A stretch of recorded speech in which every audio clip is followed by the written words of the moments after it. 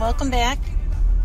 We're in my car today, so forgive any background noise, and just bear with me on that. I hope you will, because we're going to talk about another issue that I feel is really important, and that, well, I know this is an important issue in this day and age, that we live in, where we're fairly privileged, right? Living in a first world country, living lives where the stresses of daily life do not have anything to do with physical survival, for the most part.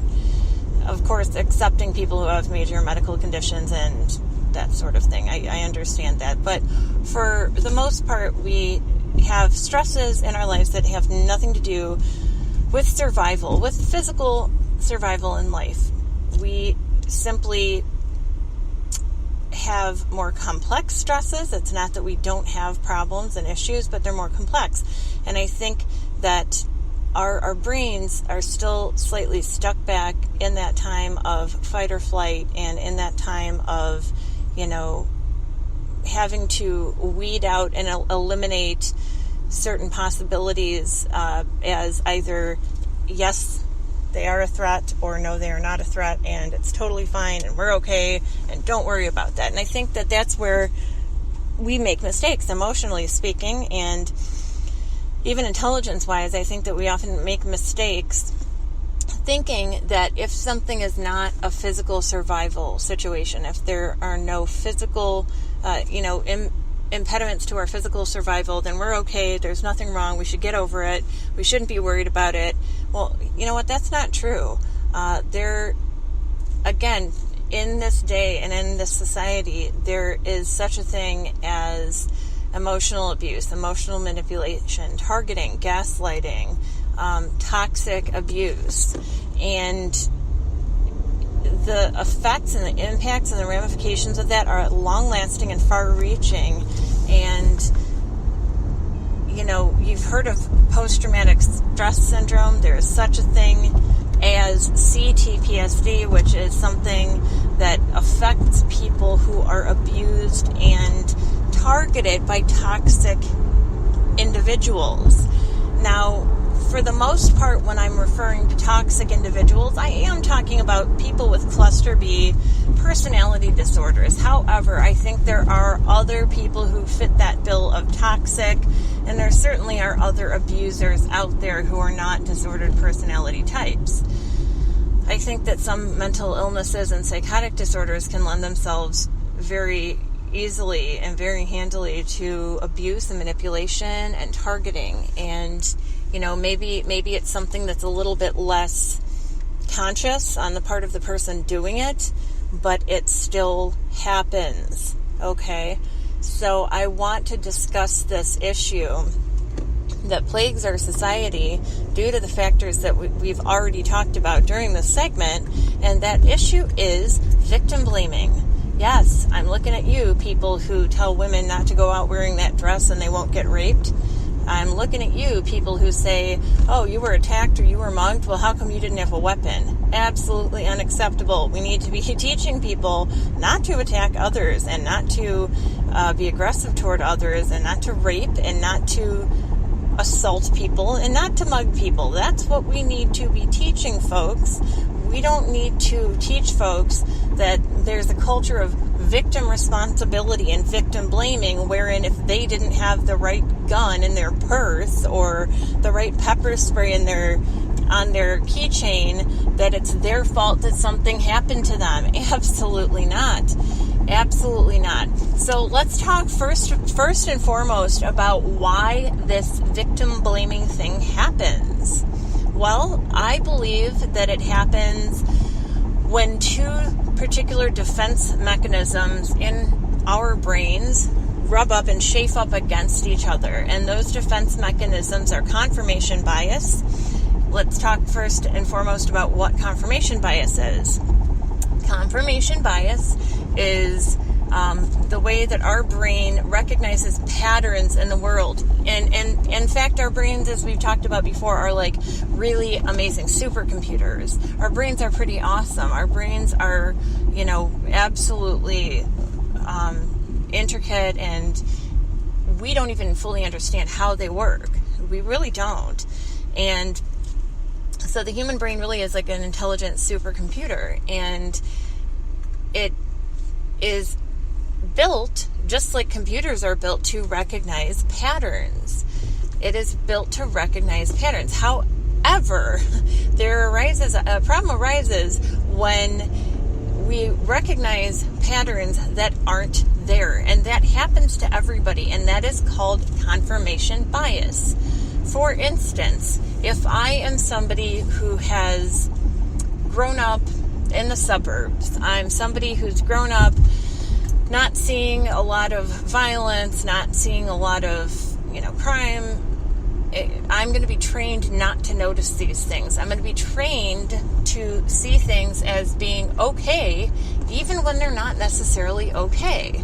I might see patterns and things that aren't there. Often people talk about seeing signs from the universe. And while that's very possible that there are, I think most of the time it is our confirmation bias at play. If we want to see a sign, or we're thinking about a certain thing, and we see something out in the world or out in life that directs our attention back to that thing we've already been focusing on, that doesn't necessarily mean it's a sign from God or a sign from the universe. That means that our brains are working as they're supposed to be working, and they're making connections, and, maybe that sign means something to us, and that's great, but doesn't necessarily mean it was put there in our path because the universe, right? So bear with me on this. I'm not here to insult anybody's beliefs or anything like that. We're talking purely in scientific terms and psychological terms here.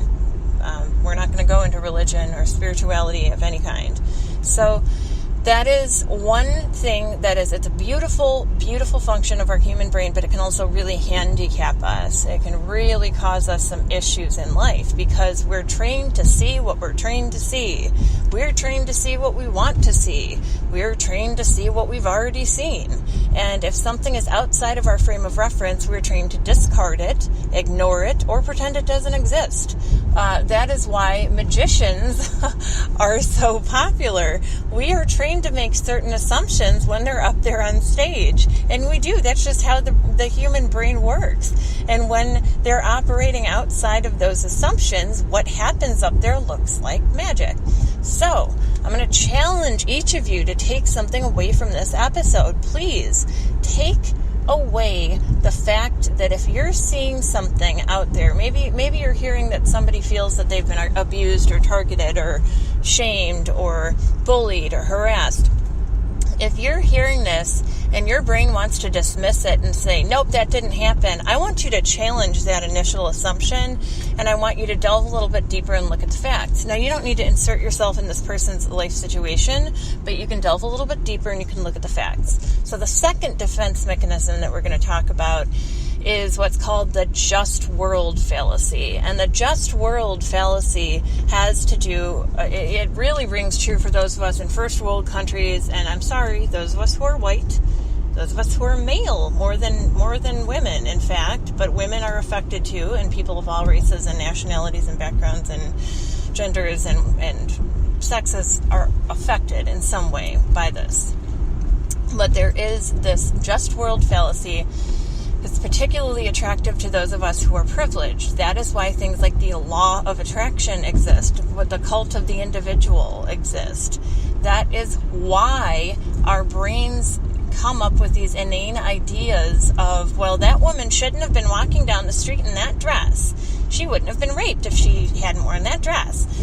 No, that's not true. That's your brain employing a defense mechanism so that you don't have to suffer any trauma from being told about this and being made aware of this horrible truth. Our brains are, like I said, supercomputers. They are designed to feel empathy for other people who are going through or have gone through tough situations, because we know they could just as easily happen to us. We know deep down that the world is not just. We know deep down that things don't just happen for a reason, that women aren't raped or attacked because they wore that dress out, or that people aren't mugged on the street because they didn't get their handgun out fast enough, which is ridiculous. We know this deep down, but this just world fallacy is a defense mechanism to be able to tell ourselves, well, the world doesn't work like that. If you hadn't put yourself out there on social media, you wouldn't be bullied. If you hadn't come to this work meeting trying to look your best and speak intelligently, that man wouldn't have put you down. Well, no, absolutely not. Absolutely not. That is a way of justifying this situation to our mind, to our brain, so that we don't have to face the trauma of this awful thing happening. We don't want to have to face trauma. And look, it doesn't have to have happened to us. Like I said, because we're empathetic creatures, it can have happened to somebody else, and we still don't want to face that trauma, and we don't want to face the fact that that could be us next time. And guess what, folks? I'm sorry, it could be. That horrible accident that you drove past could be you. You can't say, well, that person shouldn't have been out driving today, or, oh, well, they probably were texting and driving. No. You have to admit to yourself that bad things happen to good people in this world, that things don't always happen for a reason. It's scientifically proven that things do not happen because we thought of them or we went out wearing that dress. I mean, statistically, it's a very, very, very unlikely event that we were assaulted because we wore that dress, or we were talked down to in that work meeting because we spoke up in an intelligent way. No. Somebody projected something onto us that they don't like about themselves or feel that they're lacking, and they went ahead and targeted us or attacked us or what have you. And they did this because they can't handle their emotions like an adult. And that could be due to mental illness. It could be due to a personality disorder. It could be due to a psychotic disorder.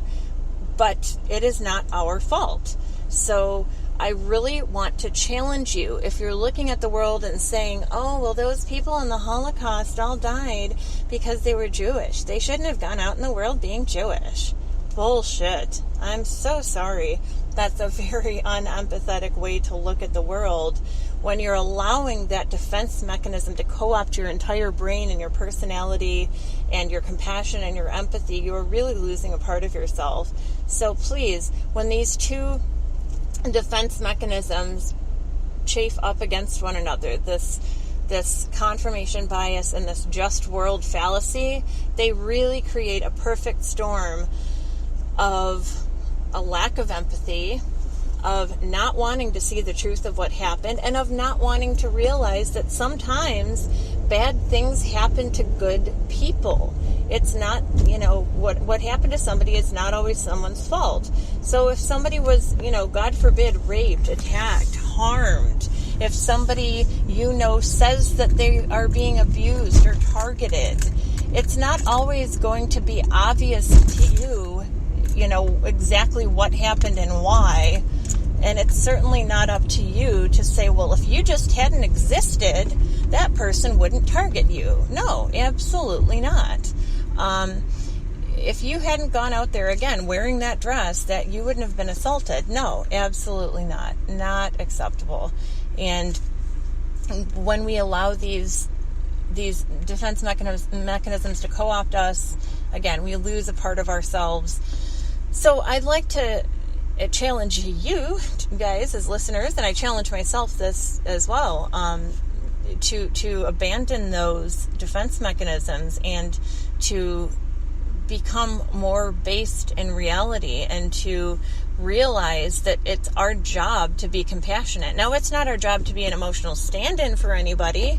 It's not our job to be an emotional proxy for anybody or to take the brunt of their pain or to make it stop for them, but it is our job to be compassionate. If somebody, for instance, says that they're being, targeted in some way, my instinct is to believe them. Now, of course, there are narcissists and sociopaths and other unwell individuals out there who imagine they're being targeted when they're not, and they try to come across as victims. But that's, if you've got the tools in your sort of like tool belt to deal with that and to understand when this is the case and when it's not, then you're pretty much square. You're going to be okay as far as being able to distinguish between the perpetrator and the abuse victim, right? So I just want to challenge you to drop those fallacies and to drop those preconceived notions and those defense mechanisms, and to not allow them to erode away at your compassion and your empathy. I've been targeted a couple of times in my life, and it doesn't feel good, I'll tell you, to be told, get over it. A friend of mine was actually physically assaulted by a narcissistic sociopath that we both worked with and had a social sort of relationship with. She was physically assaulted. This person physically assaulted her and another individual in front of a group of people, and this entire group of people, save for maybe 3 or 4 of us, seemed to come up with this like group hypnosis of, no, it didn't happen, or, well, it really wasn't that hard, or, well, they shouldn't have been sitting next to her. And, that's what happens when you're involved with a toxic individual and when there's toxic targeting afoot. And if you're hearing somebody say, I think I may be being targeted, gosh, I've been bullied, these things have been said to me that are making me feel not okay, listen and believe them. Listen and believe them, because this is a major issue. Narcissistic, sociopathic, and toxic abuse targeting, I think, is the issue of our time. I think it is the epidemic of our time and of our society. And it is so important to not abandon that empathy and to not abandon that compassion when you either witness or hear about something like this happening. It is so incredibly important. So I want to talk about how this manifests itself too, this sort of victim blaming mentality. What might it look like? Because it's not always going to be that cut and dried situation of she was wearing that dress. If she hadn't have been wearing that dress, she wouldn't have been raped. It's not always that cut and dried, is it?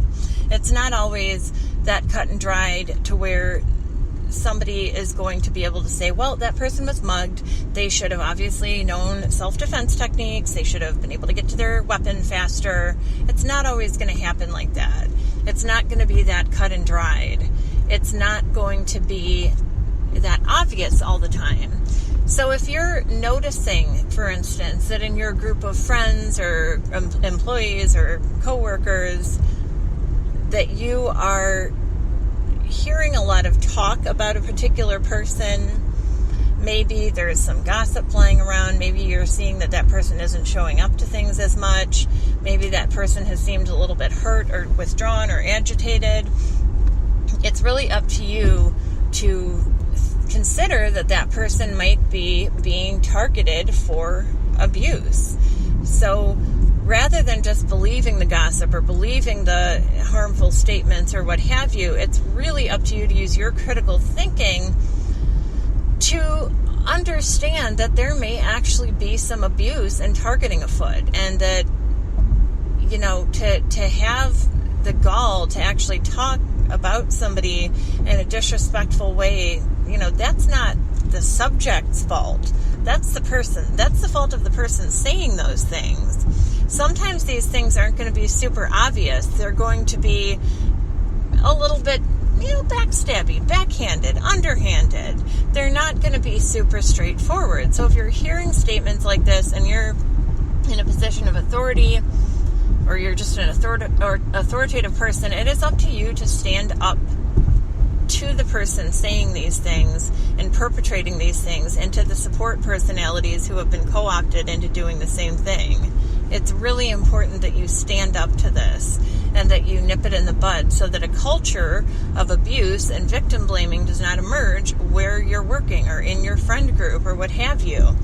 I promise you, it is not a benign thing. Targeting and toxic abuse is not a benign matter. It is not a matter to be taken lightly. It can affect people's psyche, and no, it doesn't mean that person is weak or a snowflake. Look, would sustained interrogation techniques work against, freaking CIA agents and FBI agents who have been trained to stand up against this sort of interrogation, like abuse, if you will, would that work on people of that mental strength and that mental acuity if it didn't have a basis in reality? Would it? Really? Would it? I don't think so. So to call somebody a snowflake or to say that somebody's just, over exaggerating or they should get over it is absolutely not helpful. You are a part of the problem when you adopt these viewpoints. And frankly, no, somebody should not get over abuse. Abuse is abuse, no matter what form it comes in. Bullying is bullying, targeting is targeting, harassment is harassment, no matter what form it comes in. No matter what form it comes in. And to tell somebody to get over it or get past it is to be part of the problem. So while I'm not suggesting that anybody be an emotional proxy or an emotional stand-in for the abused person, what I am suggesting is that we adopt some empathy and compassion, and that we adopt an authoritative attitude wherein when we hear and witness things like this, even when it's something that's a little bit more underhanded, that we stand up to it and we say, hey, that person's not here to defend themselves. I'm not going to engage in this. This doesn't feel right to me. Or to say, that was an unkind thing that you just said, and that was not in keeping with our professional attitude here. I want to remind you to please conduct yourself with professionalism when we're in this work environment. So it's okay to do that. And if you're of the mind that you don't want to be bullied or targeted too, so you're just going to go along with it, well then, my friend, you have already become a flying monkey, a support personality to the person perpetrating the abuse. And you are basically acting like a school child on a playground. And I really feel that it's the people who are co-opted into being part of the abuse that are almost the most responsible. Because the abuser is often somebody whose brain does not function like our brains function. If they're a narcissist, if they're a sociopath, if they have some sort of a disorder, a mental disorder, their brains physically do not look the same and do not have the same chemical functions that our brains do. So to sit there and co-opt this person's agenda, adopt this person's agenda rather, and victimize somebody else while you're somebody whose brain is totally functional is inexcusable. So I think this victim blaming mentality has got to stop. You wonder why things like rape culture, and I really don't want to hear any arguments about how rape culture doesn't exist, because I'm going to tell you right now that the Crime Statistics Reporting Bureau suggests that about 2% of all reported cases of rape and sexual assault are ever false. They're overwhelmingly positive that they have been raped, and that person ends up having been, oh my God, raped. Wow, surprise, surprise, that person who reported a rape was raped. So I don't want to hear about how there is not, the rape culture isn't a thing or what have you.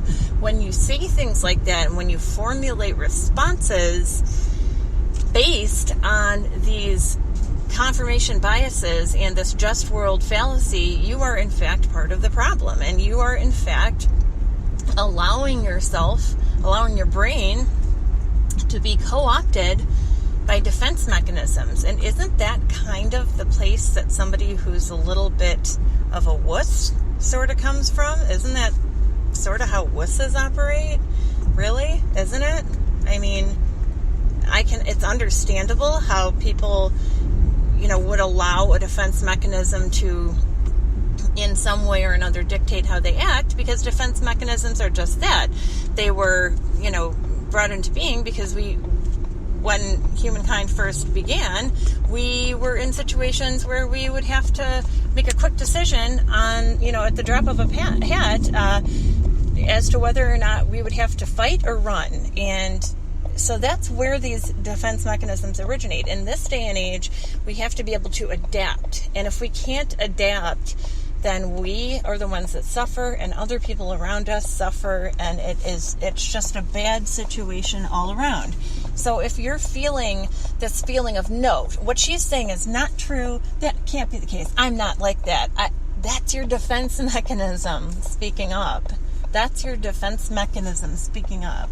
So I really want you to challenge that. Like I said, I have been in a position myself where I've been victim blamed. And it's not a pretty thing. It doesn't make you feel very good. I've witnessed it with other people. Like I said, I had a friend recently who was just horribly put down by one of our mutual friends. You know, they were put down by this person, told to get over this physical, abuse and mental abuse that had been happening to them for years, and to be nice to the abuser. What? Absolutely not. So when we are a party to abuse, or when we do this, we are a party to abuse. We are allowing it to happen. We're allowing it to continue. Please don't be that person. Please don't be that person. So I am challenging you, and I'm challenging myself. I'm sure I have been a party to abuse myself. I'm not going to lie. I'm not immune. I am not immune to privilege. I'm not immune to confirmation bias. I'm not immune to defense mechanisms. I've done it. I know I have, looking back at my life. And I'm not very happy with myself for having done that. But what I can do about this, I can't change the past, but going forward, I can certainly be a little bit more aware of these defense mechanisms when they pop up. I can be aware of these defense mechanisms that are really beautiful but can cause really an ugly situation to occur. I can be aware when they're popping up, when they're coming into being. I can be aware when they are raising their heads, when they're rearing their heads. When you hear a fact, a non-disputable fact come up, and you feel that emotional feeling of, no, that cannot be true, that, my friends, is confirmation bias.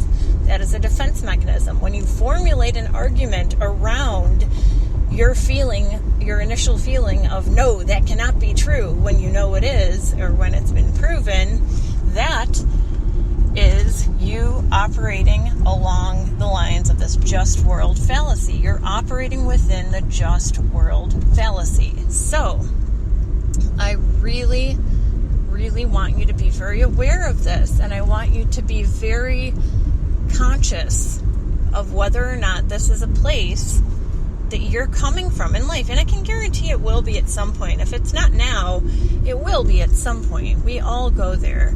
So let's not tell people who feel they've been targeted or abused. Let's not tell people who have been attacked in any way, physically, emotionally, or otherwise, to get over it. Let's not tell them that couldn't have happened. Let's not tell them, what did you do first? Or, what did you do to make that happen, right?